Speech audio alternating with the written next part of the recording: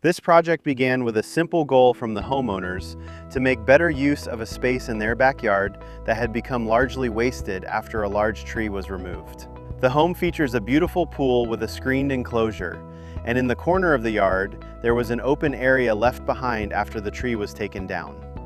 They have two small children, and their 5-year-old son has recently become very interested in golf. After seeing a backyard transformation we completed for one of their friends, they decided a small putting green would be the perfect addition to their outdoor space. The design allowed us to install a compact practice green next to the pool while still preserving space in the back corner of the yard for their daughter's playset.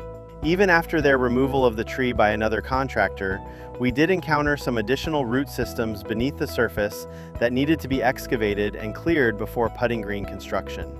Once that work was complete, the installation process itself was very straightforward.